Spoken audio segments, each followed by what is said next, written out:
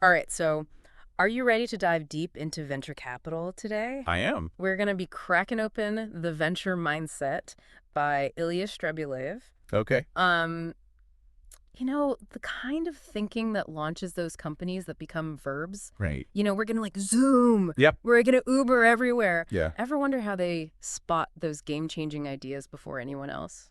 Yeah. That's what we're unpacking. I think what's really intriguing about this book is it's not just like a playbook for venture capitalists. Right. It's really kind of like a whole way of approaching decisions, Uh-huh. especially in uncertain situations, Yeah. which, let's face it, that's like most of the time these days. Yeah, totally. And one of the things that struck me right away in the book is this concept of home runs versus strikeouts. Yeah. It seems like VCs almost expect some of their bets to fail. Exactly. It's a Yeah. complete shift from the traditional corporate world, Right. where avoiding failure is often priority number one. Venture capital is all about calculated risks, understanding that those huge wins will outweigh the inevitable losses. It's almost like they're playing the odds. Mm-hmm. They know they can't win every time, Yeah. but they're swinging for the fences with those few that have the potential to be massive. And that's where I think the story of Sospi is really illustrative. This is a video conferencing platform back in 2012, Okay. and some investors saw huge potential, even though the company had zero customers at the The time. Dro customer. Can you imagine pitching that Wow. in a traditional boardroom? That's a bold bet. It is. What made them see past that lack of, traction at that point? It goes back to prioritizing market potential over current metrics. Okay. And this illustrates how VCs think differently. Right. They saw a massive market ripe for disruption Uh-huh.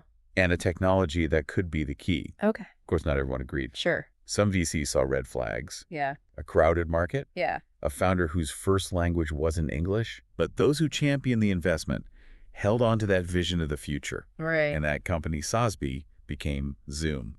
Wow. Wow. Talk about a home run. Yeah, so they're not just looking at what IS, they're projecting what could be. That's right. But doesn't that lead to a lot of, strikeouts? Of course, not every swing connects. Right. That's where diversification comes in. Okay. VCs spread their bets, making many small investments across a range of companies. So they're not putting all their eggs in one basket, Exactly. even if that basket looks shiny and promising. It's a stark contrast to big companies that often go all in on a single idea. Right. Think about Apple. Uh-huh. They had the massive success of the iPhone. Yeah. But remember the Newton? Oh, yeah. Their early attempt at a tablet was a flop. It was. And even Amazon, despite its reputation for innovation, had its share of strikeouts with products like the Fire Phone. But both those companies are doing pretty well now. And a big part of that is because they diversified. They didn't let one failure derail their entire strategy. Right. In fact, Amazon explicitly credits some of its success to applying aspects of the venture mindset, Okay. especially when it comes to their approach to failure. Okay. They're constantly experimenting, launching new products and services, knowing that not everything will be a hit. So it's about balancing those big swings with a portfolio approach. Exactly. But how do VCs even find these groundbreaking ideas in the first place? Right. Do they have like a secret lab somewhere? It's not so much about a secret lab, Okay. but it is about the power of networks. Okay. VCs are constantly expanding their connections Oh. at industry events, Yep. through introductions, Hmm. even chance encounters. The book has some great stories about this. Yeah. Like Steve Anderson, a VC who met Kevin Systrom, the founder of Instagram, At a bar. at a bar. Yeah. And Jeremy Liu found Snapchat through his partner's daughter. Exactly. You never know where the next big idea will come from. Yeah. Building a diverse network isn't just about collecting business cards. Yeah. It's about opening yourself up to those unexpected sparks of inspiration. And do you think that that plays into this idea of having a prepared mind? Absolutely. Because I know there's a story in the book about a VC Yeah. who almost invested in MySpace, Yeah. but ultimately missed out. But she later invested in Facebook Right. because he had developed that prepared mind. Yeah. He'd seen the potential of social media, Yeah. even if others were skeptical. So it's not just about being well connected. It's about having the right mental framework to recognize opportunity when it arises. Precisely. It's like that saying, luck is what happens when preparation meets opportunity. Okay, but this prepared mind idea, it sounds a bit mystical. Sure. How do you actually cultivate that? I think it's about continuous learning. Okay. researching, immersing yourself in new fields. Yeah. The book mentions Doug Leone, a prominent VC, Okay. who admitted to missing out on Google because he initially dismissed student founders. Oh, wow. He just wasn't prepared to see the potential in that situation. Wow. Talk about an expensive lesson. Yeah. It really underscores how important it is to be open to ideas from unexpected sources. And to have the depth of knowledge to recognize the value in those ideas. Right. Like the engineer who inspired Nespresso, Okay. Eric Favre. Yeah. He was obsessed with finding the perfect espresso Okay. and discovered this unique brewing technique at a tiny cafe in Rome. Uh-huh. Most people might have just enjoyed the coffee, Yeah. but he understood the science behind it, the potential for something bigger. So a simple observation paired with a prepared mind turned into a multi-billion-dollar business. Exactly. And, companies like P&G and Johnson & Johnson have taken note Right. and now actively seek out external innovation. Yeah, that's really interesting. It's about creating a culture that values curiosity, learning, and challenging assumptions. But when faced with so many potential opportunities, how do VCs decide where to focus their energy? That's where they use what Strebulev calls a red flag mindset. Okay, so instead of trying to find reasons to say yes to everything, Right. they're looking for reasons to say no. It's about quickly identifying potential deal breakers, Okay. asking pointed questions to uncover those critical flaws early on. It's almost like they have this mental checklist of potential deal breakers Right. honed by their experience and research. Think of Shark Tank. Yeah, Those investors might seem harsh, right. but they're employing that red flag approach, Right.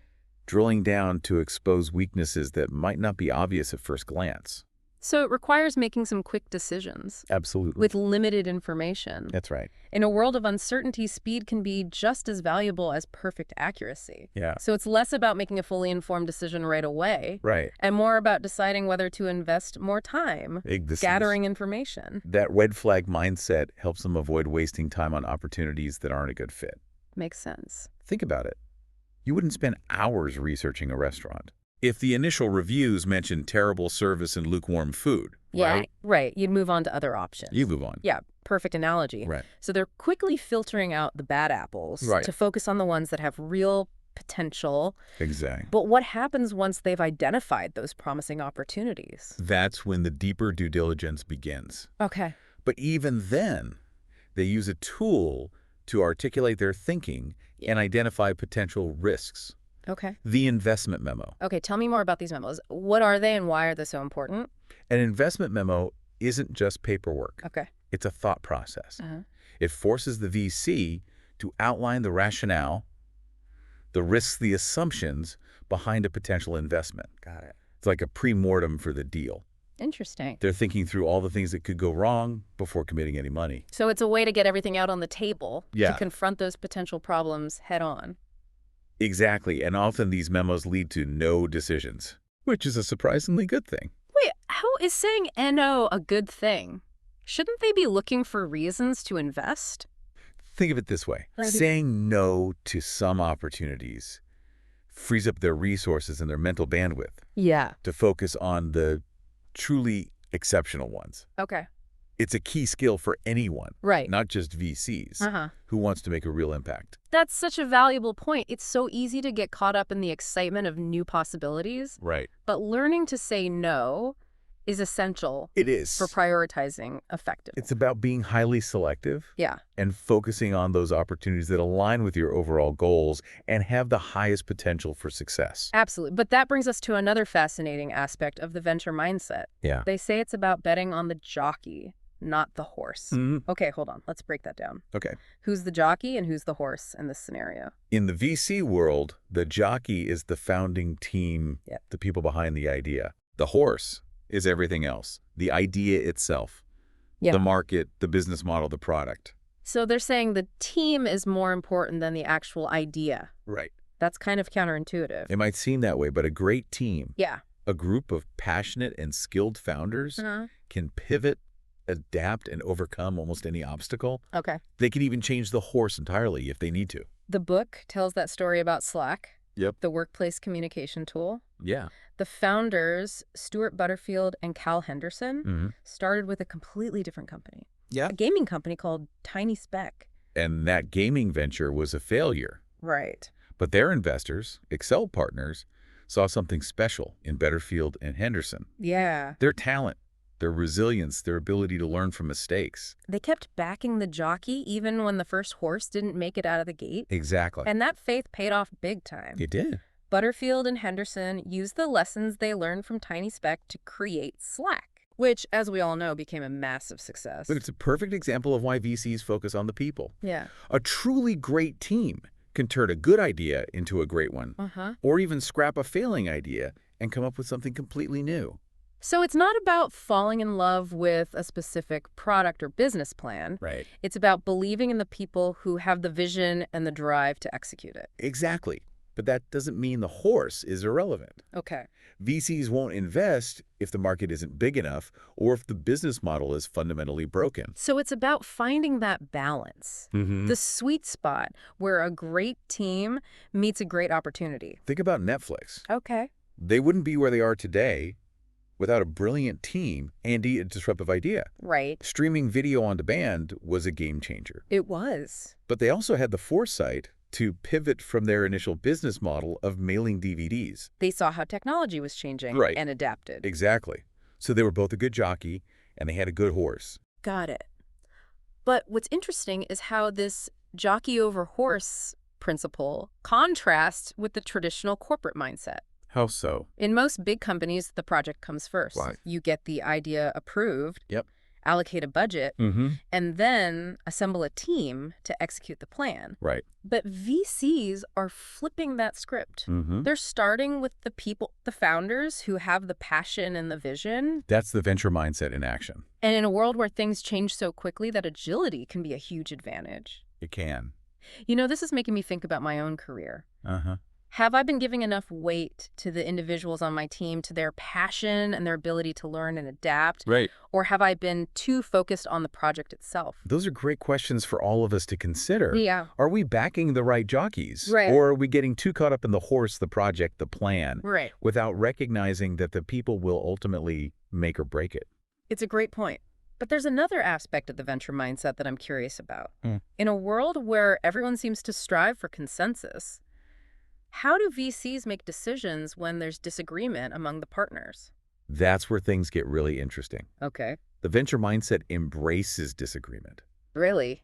They recognize that forcing consensus often leads to watered-down, mediocre outcomes. So they're not afraid of a little conflict. No. No, in fact, they encourage it. They see it as a necessary part of making good decisions, Uh-huh.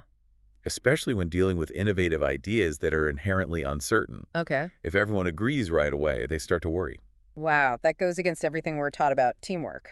It does. But wouldn't all that disagreement lead to chaos? Not if it's managed effectively. Okay. The book explains how VCs use specific tactics to make sure those disagreements are productive. Give me an example. For example, they often conduct investment simulations with their teams. What does that look like? They'll present a set of potential investments and ask each team member to make their decision independently Uh-huh. before coming together for a discussion. So everyone has to form their own opinion Right. before being influenced by the group.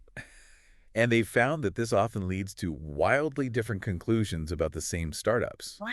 which highlights just how much subjectivity is involved in evaluating new innovative ideas. Yeah.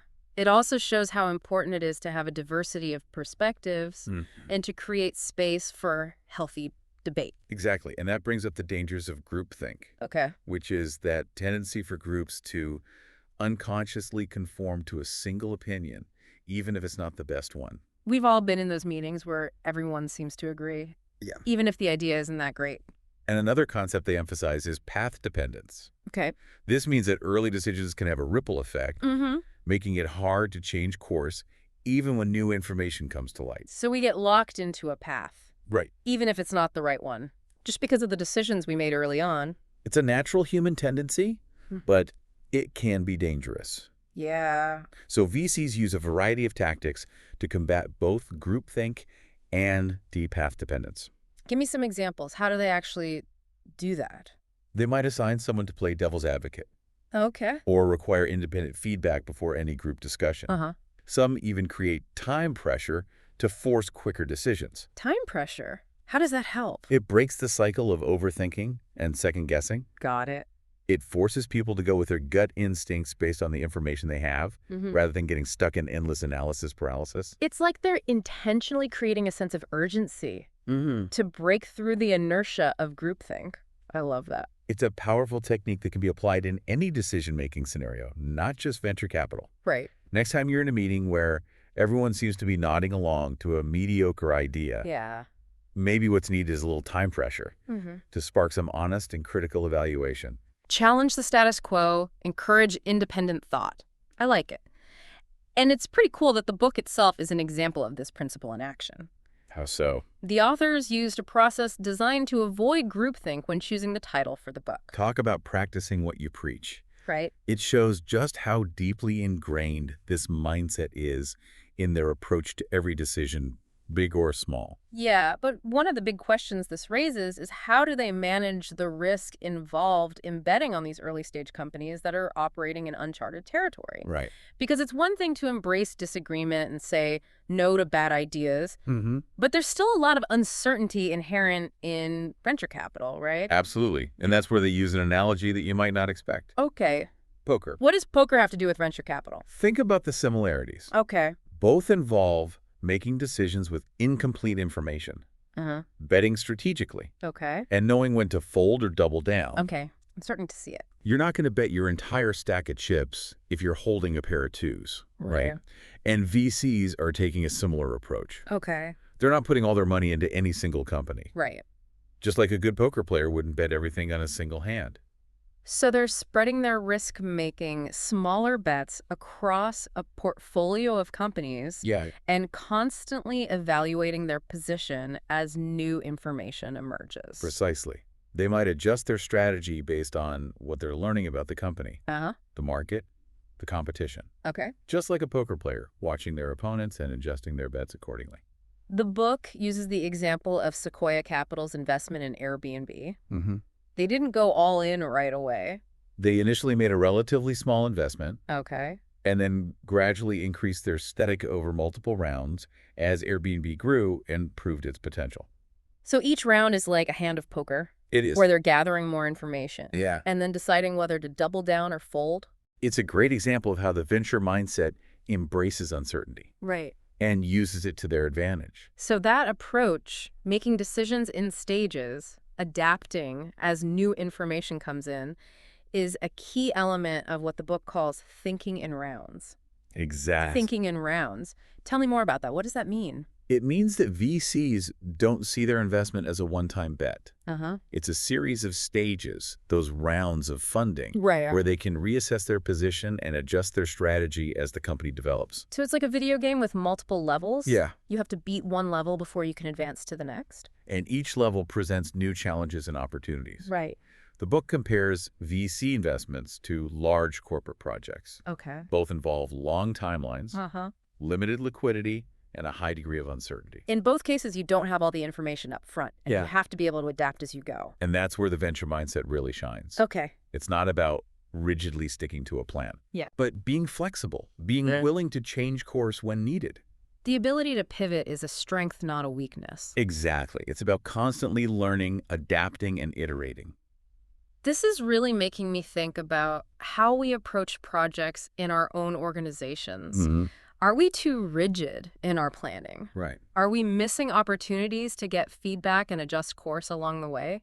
Great questions to consider. Yeah. Are we thinking in rounds? Right. Or are we stuck in that old linear plan-driven approach that only works in a world of certainty? Right, because in the corporate world, there's so much pressure for immediate results. Quarterly earnings, annual budgets, everything is focused on the short term. And that's another area where the venture mindset takes a different approach. Okay.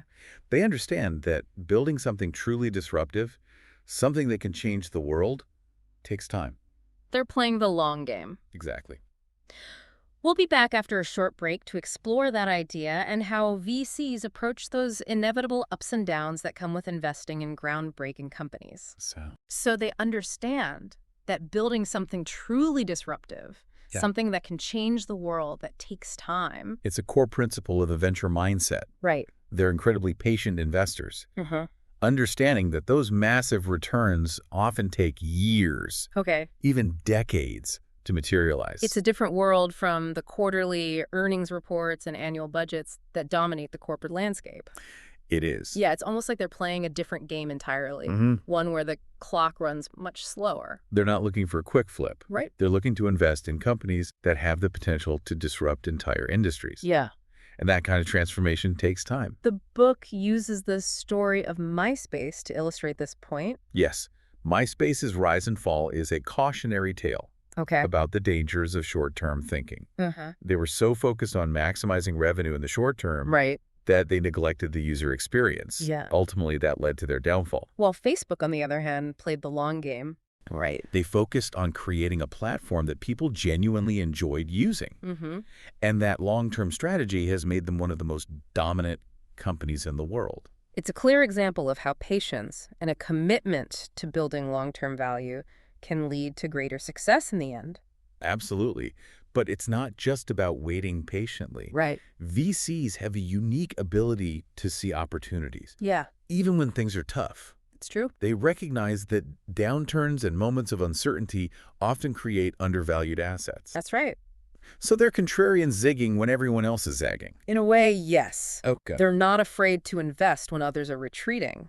They see those challenging times as a chance to find hidden gems. Right. Companies that might be overlooked because everyone else is panicking. I love how the book uses the analogy of the sequoia tree. Oh, yeah. To talk about this. Sequoia trees are known for their incredible longevity and resilience. Yeah. And what's fascinating is that they actually need fire to reproduce. Fire. How does that work? The intense heat of a forest fire causes the sequoia cones to open. Oh, wow. Releasing their seeds and allowing for new growth. It's like those challenging times, those economic downturns are the fire that creates the conditions for new innovative companies to emerge. And the VCs are the ones who are willing to plant those seeds. Exactly. To invest in those companies that have the potential to thrive in the new landscape that emerges after the fire. They see those moments of disruption not as something to fear, but as opportunities for growth and renewal. Yeah, the book also shares the story of A.P. Giannini, the founder of Bank of Italy, which later became Bank of America.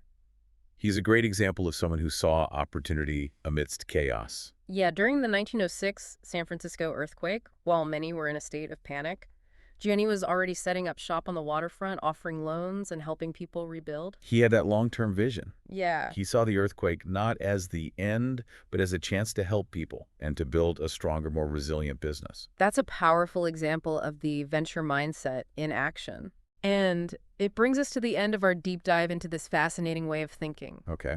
We've covered so much ground today, from taking calculated risks and embracing failure to the power of networks and the importance of a prepared mind. Right. We've talked about betting on the jockey, not just the horse, the art of saying no, and even the strategic use of disagreement to drive better decision-making. It's been a fantastic exploration. It has. And I think the key takeaway here is that the venture mindset isn't just for venture capitalists.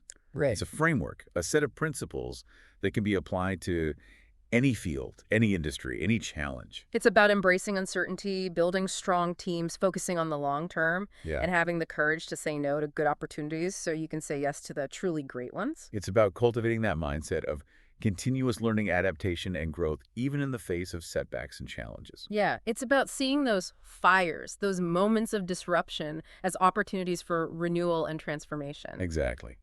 So as we wrap up this deep dive, I have one final question for our listener. What's your next bold move? What opportunity are you going to seize? What fire are you going to use to fuel your growth? Thanks for joining us on this journey. We'll see you next time for another exploration of the ideas that shape our world. So we were talking about how VCs play the long game. They're not looking for those quick wins. Right. They're thinking in terms of years or even decades. It's a totally different mindset than most of us are used to. It is. They understand that building something truly disruptive takes time. And patience? Absolutely. And the willingness to weather those inevitable ups and downs. The book uses the story of MySpace to illustrate this point. Yeah. MySpace is a classic example of what can happen when you prioritize short-term gains over long-term vision. They were all about maximizing revenue in the short term. Right. And they neglected the user experience, which ultimately led to their downfall. While Facebook, on the other hand, focused on building a platform that people genuinely loved. And that long-term strategy paid off in a big way. It's a good reminder that sometimes slow and steady wins the race, especially when you're trying to build something that can change the world. But it's not just about being patient. VCs also have this knack for spotting opportunities when others see only chaos. That's right. They recognize that downturns and moments of uncertainty often create undervalued assets. So they're not afraid to invest when everyone else is running for the hills. They actually see those times as a chance to find hidden gems, companies that might be overlooked in the panic. I love the analogy the book uses, the sequoia tree. Yeah, sequoia trees need fire to reproduce. Fire? How does that work? The intense heat of a forest fire causes the sequoia cones to open, releasing their seeds and allowing for new growth. So the fire is actually essential for the sequoia tree to thrive. It is. Yeah. And in a similar way, those challenging times, those economic downturns, they can create the conditions for new innovative companies to emerge. And the VCs are the ones who are willing to plant those seeds, to invest in those companies that have the potential to flourish in the new landscape. They see those moments of disruption as opportunities for growth and renewal. It's a powerful way of looking at things. And speaking of seeing opportunity amidst chaos, the book also tells the story of A.P. Giannini, the founder of Bank of Italy, which later became Bank of America. During the 1906 San Francisco earthquake, while many were in a state of panic, Giannini was already setting up shop on the waterfront, offering loans and helping people rebuild. He had that long-term vision. Wow. He saw the earthquake not as the end, but as a chance to help people and to build a stronger, more resilient business. It's a perfect illustration of the venture mindset in action. Well, this has been an incredible deep dive into the world of venture capital and the unique way of thinking that drives it. We've covered a lot of ground. We have from taking calculated risks and embracing failure to the power of networks and the importance of a prepared mind. We talked about betting on the jockey, not just the horse, the art of saying no, and even the strategic use of disagreement to drive better decision-making. And ultimately, it all comes down to this embracing uncertainty, thinking long-term, and having the courage to bet on those bold ideas that have the potential to change the world. The venture mindset isn't just for VCs. It's a way of thinking that anyone can adopt to navigate the complexities of our world. It's about being adaptable, resilient, and always open to new possibilities. So as we wrap up our exploration, I want to leave you with one final thought. What's your next bold move? What opportunity are you going to seize? What fire are you going to use to fuel your own growth? Thanks for joining us, and we'll see you next time for another deep dive into the ideas that shape our world.